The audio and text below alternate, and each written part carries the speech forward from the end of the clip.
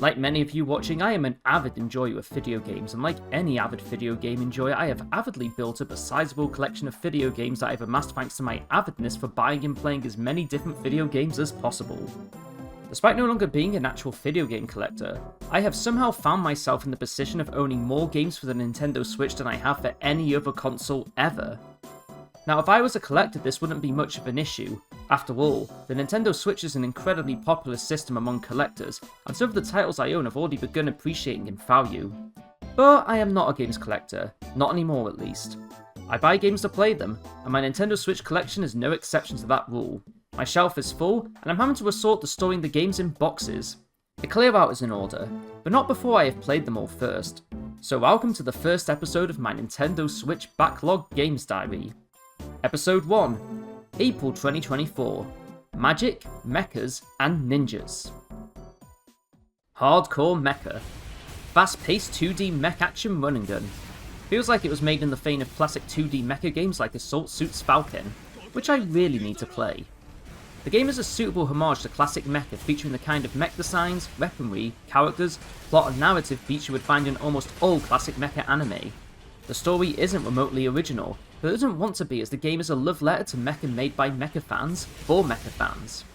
The art style is an obvious homage to SD Gundam, and allows mecha designs to be simplified. Such a style allows for a more manageable animation budget, and benefits the gameplay when it comes to level design and sprite scaling for the camera. The tributes don't stop with the visuals, however. Even the movement is designed to be faithful to popular mecha. The suits aren't exactly fast on foot, but they don't plod either, and they certainly move fast enough when it comes to close quarters combat. For longer distances, the player has the ability to boost around the air until their jet runs out of coolant. Mecha is one of those awkward genres when it comes to 2D, as the concept of piloting what is essentially a giant tank often lends itself far better to the third dimension. The level design makes an honest effort to give the mechs as much real estate as possible, but in 2 dimensions it is an unavoidable challenge to work with. The suits are still bulky, and competing for space with cannon fire, rockets, missiles, and the many other mech suits that populate the screen. Controls also leave much to be desired when playing with a standard controller. This may be a personal preference, but I personally do not feel like twin-stick running and combat systems work very well on a 2D plane. In a 3D space it comes naturally, but in the 2D space you need precision over a combat system which does not use hit scan to determine collision detection. The title allows you to customize your mech with modules including an auto-aim option, but doing so robs you of slots for far more useful tools. This is not a deal breaker, but during my 8 hours of the game, my biggest recurring thought was just how much better this control scheme would be on a mouse and keyboard. Overall, it's not a bad combat system, but it's hardly an evolution of what games were already doing 30 years ago on the Super Nintendo. Despite those gripes, there is still much to praise here. The level of variety puts the player through almost every classic mecha scenario imaginable, be it land and air combat, underwater navigation, base battles, and even stealth missions where the pilot has to get by without their mech. I can't say any of these were a particular low point for the game. They all played their roles while ever overstaying their welcome. In all, I enjoyed my time with Hardcore Mecha. Taken as is, the game is a fitting tribute not only to the mecha genre, but the kind of 2D action game that would have made the rounds as a good rental title in the early 90s. The post-game contains a survival mode where you take on wave after wave of enemies in order to unlock additional mecha suits, but for me personally it is not something I'll be coming back for. The Nintendo Switch version is perfectly playable, but some later parts of the game are prone to performance issues, and the occasional crash which saw me have to replay entire levels. Definitely a one and done. 3 stars.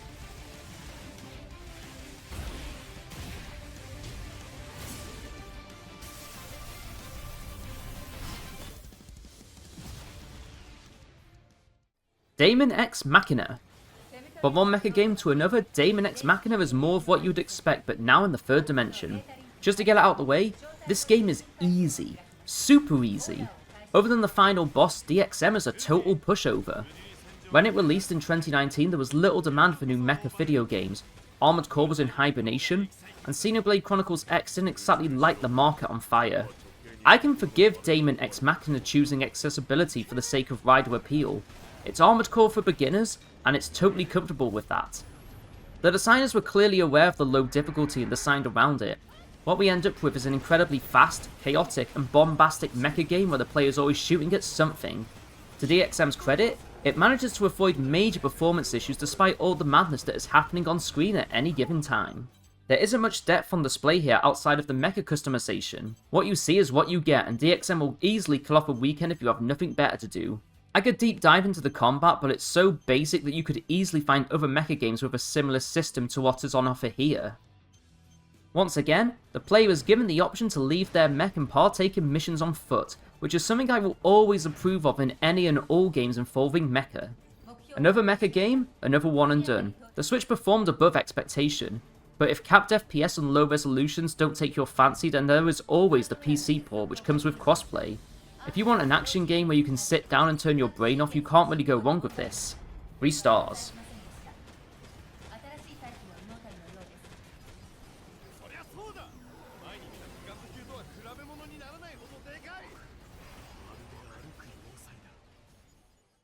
Ninja Jajamaru, the Great Yokai Battle plus Hell. This one I purchased on a whim when I saw it on sale online for a mere tenner. The main draw for me was the compilation of retro games which came bundled with the main title, but as it turns out I am not a very big fan of the original Jajamaru series. They're relics that have been forgotten for a good reason. That said, however, I ended up absolutely adoring the Great Yokai Battle, and consider it a perfect example of what a retro reimagining should strive to be.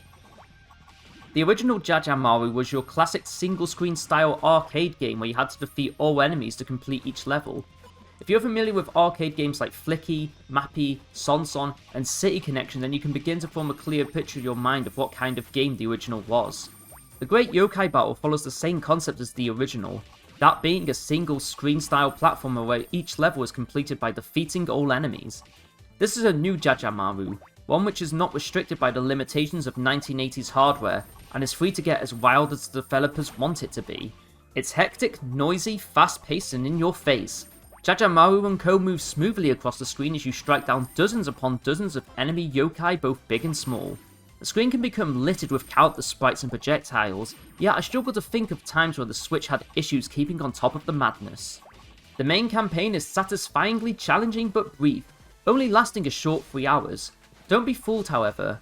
The campaign is but a tutorial to the real game, which is the appropriately named Hell Mode. Unlocking Hell is the moment the game goes from being merely decent to legitimately great, as it ramps up the difficulty and throws everything it has at the player. Enemies are more powerful and crowd the screen with overwhelming numbers, levels become more expansive, and collecting volatile power-ups and special weapons becomes more important than ever.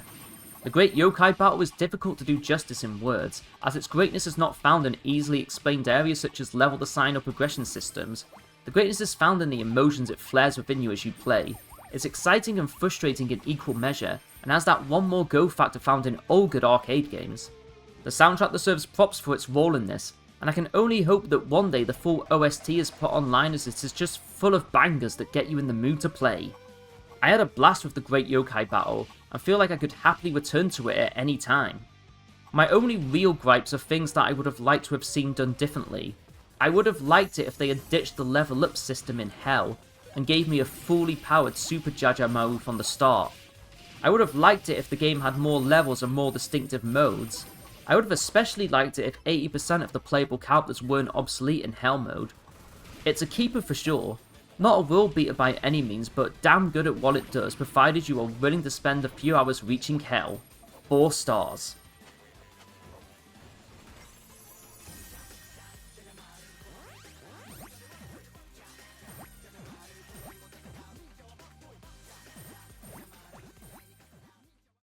The Night Witch. There's a lot to go over with the Night Witch, and most of it is critical. Let us start off with the concept that piqued my interest to begin with. The Night Witch is a 2D bullet hell Metroidvania style game where the player is always flying as opposed to platforming. On paper it is a unique standout in a market oversaturated with Metroid clones, and for that it deserves credit for the unique concept. I really tried to get into this game, but over the course of my playthrough it just never really clicked with me. I never disliked the game, but during the entire experience I could never shake off the feeling that I was playing a title full of fundamental design issues, ones that lower it to being what I can only describe as acceptably dull. Let's get to the point. This is not a game for fans of shoot-em-ups like Mushihime-sama, Ikaruga, or Crimson Clover. It is a bullet hell in the same way that a game like Enter the Gungeon would be considered a bullet hell. Yes, there are bullets, lots of them in fact. So many bullets fly at you, and yet the game can't shake off the feeling of being a pretender. There is a term for shoot 'em ups made in this manner, Euro shmups. What is a Euro shmup? Well, as the name may suggest, it originally refers to shoot 'em up games made in Europe, often for computers like the Commodore and Sinclair systems. A term you may be more familiar with is Eurojank, which is something the Euro shmup often finds itself fitting into. Let's list down some of the Euro shmup characteristics of the Night Witch, shall we? Number 1. Movement.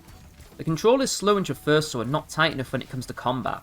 Getting around at the start of the game is a chore, and it is a huge relief when you finally do unlock the teleport ability, though I really wish it had been given out sooner. This sluggish movement finds its way into the combat and comes full circle with another characteristic of the Euro shmup design, inertia. There is a degree of inertia in the movement, and it causes the game to feel floaty and slippery in tight spaces. I can understand if it was designed to fit with the theme of your character always flying, but it is a creative choice that conflicts with the demands of the gameplay. Number 2. Weapon design. The Night Witch shares a similar control method to Hardcore Mecha, where the left stick controls movement and the right stick controls aiming. I've already gone over my issues with this control method, but the issues become even worse in the Night Witch. Hitting things with manual aim is more difficult than in Hardcore Mecha, and you'll want to use manual aim as the damage is pitiful when relying on auto aim. If we look at traditional shmups for comparison, they are often designed so that the player is able to deal significant damage even if their attention is drawn to dodging bullets. This is not the case for the Night Witch, as the game expects you to master both micro-dodging and precision aiming at the same time. It wasn't a comfortable control scheme for me. If the intent was to increase the combat tension through multitasking, then I'm sorry to say it didn't have the desired result. Hardcore Mecha would have benefited from a mouse and keyboard. The Night Witch should absolutely have it if you want to get full enjoyment out of the game. Number 3. Sub-weapon design. I had to separate this from the core weapon design because it is actively problematic. The Night Witch utilizes a deck building system where the user is given a hand of 3 spell cards that they can use at any time, assuming they have enough resources to cast it. This idea in isolation is fine. Deck building is popular right now, and it allows users to create their own unique build. However, the card pulls are random, and the hand itself is slotted in the bottom right corner of the screen. This means the player has to look away from the action if they want to make an informed decision on what spell to cast. It's a small thing, but due to the power and utility of the spells, it ends up being one of the biggest flaws in the game. Those are my biggest critiques, and while not deal breakers, they did hinder my ability to enjoy the Night Witch as someone who is already knee deep in the shmup design fandom. Despite everything, however, I still pressed on to the bad ending even though I never felt strongly attached to any individual aspect of the game. It's competent, but uninteresting to me. It features a leveling system where your power grows based on the strength of your bonds with other characters. The system ties into a narrative gimmick where you can either spread propaganda for bonus experience, or speak the truth for a lower reward. Obviously, there is a catch to this, and any player who does choose to spread propaganda will be predictably punished for doing so late into the game. There may indeed be people out there who will adore this game, and I can see why they would, but it just isn't for me. If you do decide to play the Night Witch, do not do it on Nintendo Switch, not just because of the controls, but because the FPS is capped, has cut frames of animation, lags on occasion, and overall is just slower than other versions. Sometimes a game can overcome these drawbacks, but here it just serves to weaken the overall experience. 2 stars at best.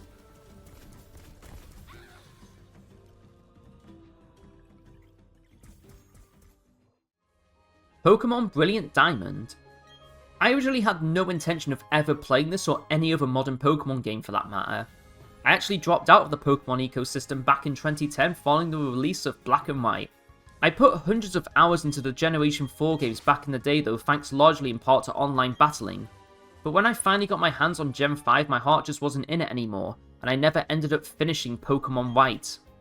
So why this game then? Well, long story short, I was out shopping one day and found the Brilliant Diamond Shining Pearl Double Pack bundle being sold for the price of either version on their own. Considering the price point, I figured buying it wouldn't hurt. So what do I think of the Pokemon game that so many lamented and hated on when it was first announced? It's alright. The term remake gets thrown around a lot these days, but it is often misused. As much as I adore the 2018 Resident Evil 2, it is not a remake but a reimagining of an entirely different game. BDSP, however, is a straight-up remake. There are new features, content, and quality of life additions, but it is otherwise the same game as the 2006 DS original. I don't really have much interesting to say about the game itself. It's Pokemon Diamond, but really easy now thanks to modern moveset changes, automatic XP share, and an incredibly generous XP drop rate.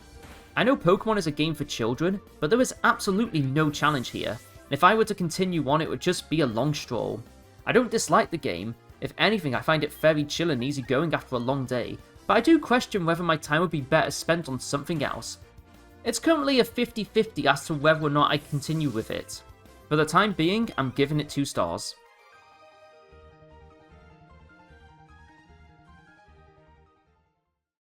Klonoa Phantasy Reverie series. I already played through Klonoa 2 at the end of last year, but both games in this collection are so similar that what I say about one applies almost equally to the other. I have always been a fan of Klonoa's visual design and how it handles 2D traversal in 3D spaces. There are a few titles that do background design as well as Klonoa, and it really does characterize these games as a product of their time, where it was common to see vibrant and detailed backgrounds in a 2D platformer. The remaster has obviously spruced up these visuals for modern systems, but even the original games the remasters are based on were still good looking works. Klonoa is a solidly designed platformer that hardly places a step wrong on the fundamental level. The capture mechanic is unique to the series and brings logic to the ever illogical design trend that is the double jump. The leapfrog mechanic makes for some really fun airplay, but it is a design that I have always felt was never allowed to reach its full potential. Klonoa's issue has always been that it is simply too easy for its own good. It's a high quality game let down by a lack of challenge. I'd absolutely love for Namco to bring this series back someday in a title that encourages players to explore the capture mechanic to its full potential. If easy games bore you, then perhaps you'd be better off staying away, but otherwise I think these games easily deserve 3 stars.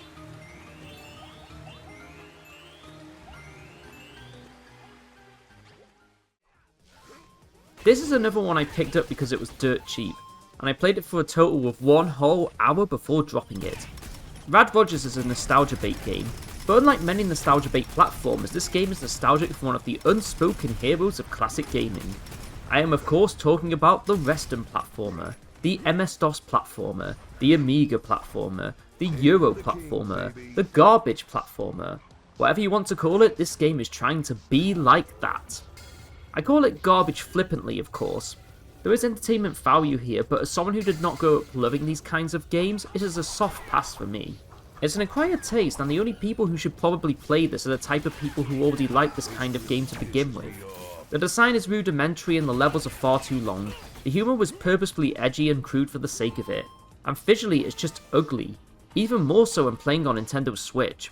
But hey, there are still some redeeming qualities here. I can play as Duke Nukem, and if this experience has taught me anything, it is that any game can become immediately more appealing once you learn that Duke Nukem is a playable character. 1 star. Hail to the king, baby. Cris Tales. If you are vaguely familiar with the Switch release of this game, then you have probably heard many troubling things about this version specifically. They're true. Or were true. They're only half true now.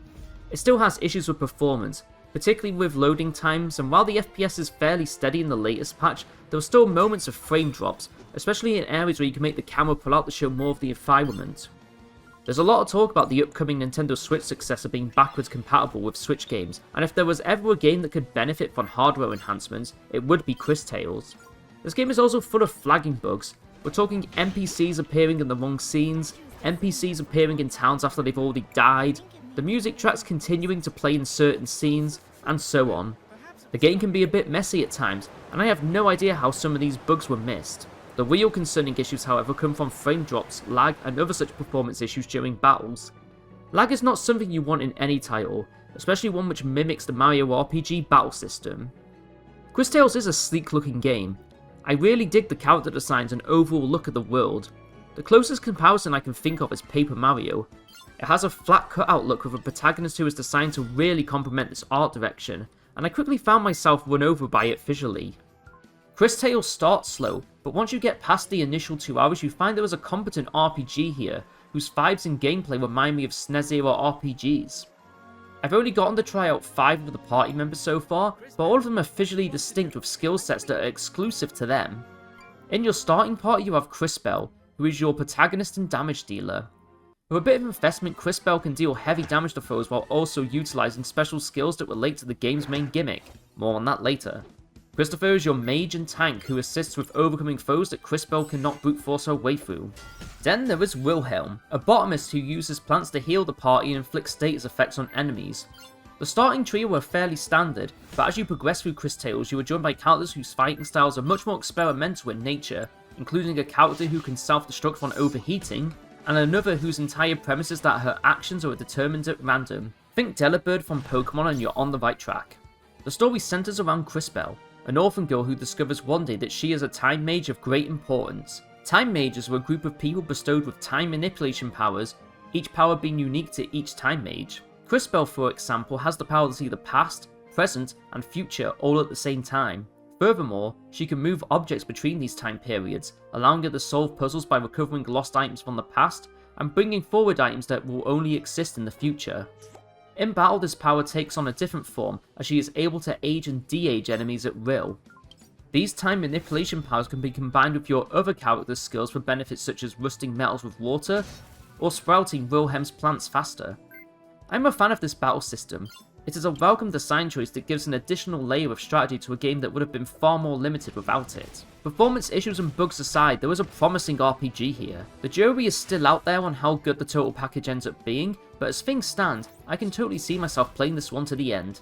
Stay tuned for more on this game in the near future. And that is my Nintendo Switch backlog for April. But before we finish up with the month of April, let's quickly go over some honourable mentions. These titles are not part of my Nintendo Switch backlog, and I didn't capture any footage for them either, hence why they are only honourable mentions. Death Stranding. I played this mostly to get it out the way so I can be up to date on what is going on with Hideo Kojima these days. I confess, I cutscene skipped almost through the entire game to save myself 7 hours that I could put towards other things. Playing a Kojima game without cutscenes sure does give you a different view of his work. A colleague of mine told me that he hated Death Stranding and only soldiered on with it because of the cutscenes. So it's interesting then that I actually really like Death Stranding's design and gameplay loop independent of anything else that happens in the game. People are quick to put Kojima on a pedestal for his rather unorthodox storytelling, but I think what is often overlooked is his talents as an actual video game designer. Hideo Kojima, despite everything, is still a game designer from the 1980s, and you can see that laid bare in Death Stranding. The game is about traversal, and the challenge is built around mastering said traversal.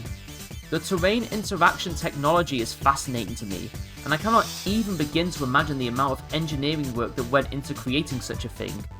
Movement is arguably the most important aspect of designing any game, and you can find many examples of games which were designed entirely around mastering movement as far back as the early 1980s. Death Stranding stands out as unique in the current open world obsessed market, but in actuality it is taking design concepts that date all the way back to the early days of gaming, and using them to take advantage of new technologies that few games have dared to experiment with before now. Death Stranding is an imperfect game, and some of the design choices can feel like it is playing a joke on you, but that's what gives the game its character if you ask me. The action and stealth sections are serviceable at best, and do break up the gameplay loop, but if you're anything like me, your mind will always be focused on completing the next delivery. Thumbs up to this one. Yu-Gi-Oh! 5Ds Over the Nexus World Championship 2011. As long-time viewers of the channel may be aware, I have something of an affinity towards the Yu-Gi-Oh! Card game, having played it on and off for the past 20 plus years. So it should come as no surprise to learn that I am also keen on playing the numerous Yu-Gi-Oh! Video games that have released over the years. World Championship 2011 is the third part of the Yu-Gi-Oh! 5Ds DS trilogy. I already beat 2009 and 2010 a while back, and I am just looking to close off the final part of the series. I don't want to go into too much detail as I'm considering going into greater depth on these games in the future. What I will say is that for all those familiar with the previous entries, it is a worthy follow-up to the excellent World Championship 2010. I'm still a ways off finishing this one, so it may be a while before I can give a better verdict on it. And that is it for the month of April. Quite a packed month, I must say. I guess you can really get a lot done when you just buckle down and hammer your way through games without distractions. This video is releasing far later than I had originally planned. May has been a horrendously busy month for me, so expect the next Game Diary episode to be a short one when compared to this. The goals for May are pretty straightforward: complete Cris Tales and decide whether or not I want to carry on with Pokemon. Despite my efforts to clean up my game pile, I have added even more titles to it courtesy of a certain retailer fire selling their pre-owned stock. Expect some heavy hits to show up in the months ahead. With that all said, thanks for watching, see you all in the next installment of my game diary. Ciao.